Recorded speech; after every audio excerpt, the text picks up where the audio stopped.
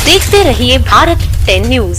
पत्रकार प्रेस परिषद की दूसरी वर्षगांठ पर पत्रकारों की बैठक। आपको बता दें कि पत्रकार प्रेस परिषद खटीमा इकाई की द्वितीय वर्षगांठ के अवसर पर मंडी समिति गेस्ट हाउस खटीमा में एक बैठक का आयोजन किया गया, जिसमें अशोक गुलाटी कुमाऊं अध्यक्ष की अध्यक्षता में बैठक का आयोजन किया गया, जिसमें खटीमा के पत्रकारों के साथ साथ ऊधम सिंह नगर जनपद के विभिन्न तहसील क्षेत्र से तथा नैनीताल जिले के अध्यक्ष समेत बैठक में पत्रकार शामिल हुए, जिसमें पत्रकार प्रेस परिषद के संगठन के सदस्यों के द्वारा अपने विचार रखे गए और संगठन को मजबूत करने के लिए जोर दिया।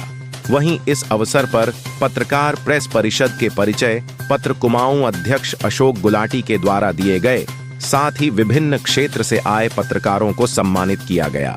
इस अवसर पर मुख्य रूप से रुद्रपुर में दीपक शर्मा पत्रकार के साथ कोतवाल के द्वारा जो अभद्रता की गई, वह मामला बैठक में उठा, जिस पर पुलिस प्रशासन द्वारा पत्रकारों को लगातार प्रताड़ित किए जाने की निंदा की गई।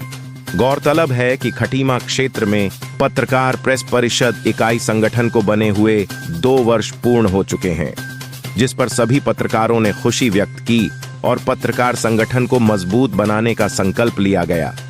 इस अवसर पर अशोक गुलाटी ने बताया कि हम मजबूती के साथ पत्रकारों साथ खड़े हैं।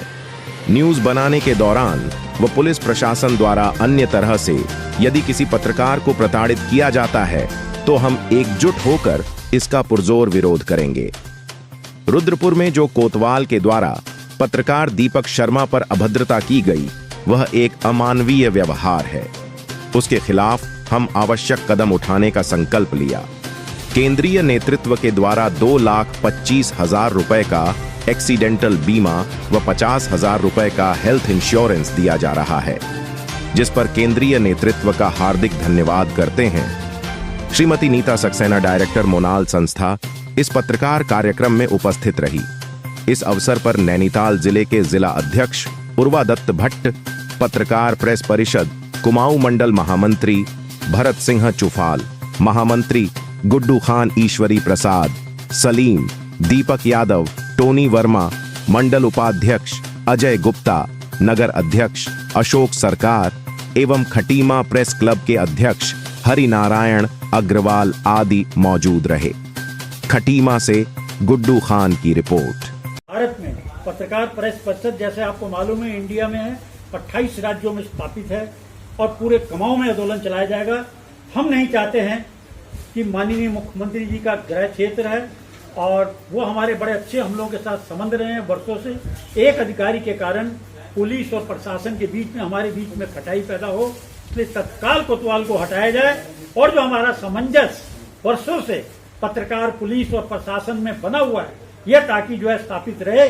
एक अधिकारी की वजह से आज पूरा जिला जो है पत्रकारों में जबरदस्त रोष व्यक्त है कि उसको हटाए तत्काल और जांच कराएं, जबकि सीसी कैमरा में स्पष्ट रूप से जो भुक्तभोगी है, जो बेचारा हमारा जो पत्रकार साथी है, उसका कहना है सीसी कैमरे को आप चेक करिए, अगर मेरी गलती है तो एफआईआर दर्ज करिए, अगर मेरी गलती नहीं है तो कोतवाल को हटाकर तत्काल हटाकर उसको कार्रवाई की जाए। हम पत्रकार, किसी भी पत्रकार उत्पीड़न हम बर्दाश्त नहीं करेंगे। स्पष्ट रूप से कह रहे हैं, पत्रकार प्रेस परिषद कतई नहीं बख्शेगा। आज चाहे माफिया हो या कोई नेता हो, हम अगर न्यूज के नाम पे अगर उत्पीड़न करेगा, हम किसी भी साथी को अगर कहीं भी हमारा उत्पीड़न हुआ, हम उस व्यक्ति को बख्शेंगे नहीं। और दूसरा, हमारा जो एक हमने महत्वपूर्ण ये निर्णय लिया है कि हम शीघ्र ही जो है एक बैंक अकाउंट खोला जाएगा, जिसमें जो है हम लोग प्रति मंथ जो है हम लोग उसमें अपने साथी लोग उसमें जो है पैसा जमा करेंगे।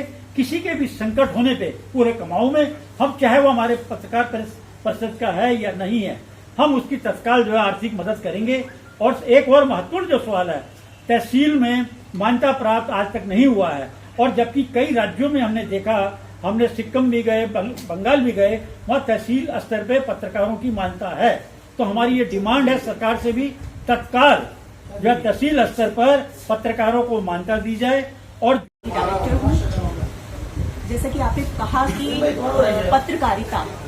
पत्रकारिता संगठन जो आप लोगों का बना है, अगर सच में कहा जाए कि संगठन का मतलब होता है परिवार, और अगर उसके ऊपर कोई बात आए तो परिवार को खड़ा होना चाहिए। ये आपके संगठन के लिए भी है। और मातृशक्ति की आपने जहां तक बात कही कि मातृशक्ति के लिए आप कहना चाहेंगे, देखिए पहले के अकॉर्डिंग तो अपराध घटे हैं, ऐसा नहीं कह सकते कि अपराध नहीं घटे हैं। पहले सुरक्षित नहीं थी महिलाएं बिल्कुल भी। जब महिला रात में अगर बाहर निकलती थी तो उसे बहुत डर लगता था, बल्कि निकलती ही नहीं थी। तो आज अगर पहले से अगर कंपेयर किया जाए तो आज के समय में सुरक्षित है, लेकिन फिर भी हम यही चाहेंगे कि आगे आने वाले समय में हम लोग और निर्भीकता से हम बाहर घूम सके, कोई भी अपराध हमारे साथ ना घटे, हमारी बहनों के साथ किसी भी तरीके की कोई क्षति ना हो, चाहे वो नर्स जो आपने अभी प्रकरण बताया उसमें हो, या आप अभी मदरसे का भी एक उदाहरण देख सकते हैं। आपके यहाँ बहुत मुद्दा चला रुद्रपुर का मदरसे का, तो उसको भी आपको कहना चाहिए, खुलकर कहना चाहिए। देखिए किसी भी जाति में या किसी भी उसमें आप लोगों को मुझे कहना चाहिए कि किसी भी चीज में हिच नहीं करना चाहिए। कोई भी धर्म हो, जाति हो, अगर कहीं कोई गलती कर रहा है तो उसे सजा जरूर मिलनी चाहिए। आप लोग सत्य के कहते ना, लोकतंत्र के चौथे स्तंभ हैं, कलम के पुजारी हैं, सत्य निर्भीकता से हमारे सामने दिखाते हैं। तो आप लोग ये अगर कहने के लिए सोचेंगे तो बहुत मतलब हर चीज को आपको खुलकर कहना चाहिए। और महिलाओं के लिए भी अगर सुरक्षित नहीं है, तो आपने कहा कि आप लोग अगर अपनी आवाज नहीं उठा पाएंगे, सुरक्षित नहीं रहेंगे, तो हम लोगों के लिए कौन आवाज उठाएगा? नहीं, आप लोगों को बिल्कुल आगे बढ़ना चाहिए, महिलाओं के लिए आवाज उठानी चाहिए। पीड़ित परिवार सीरियस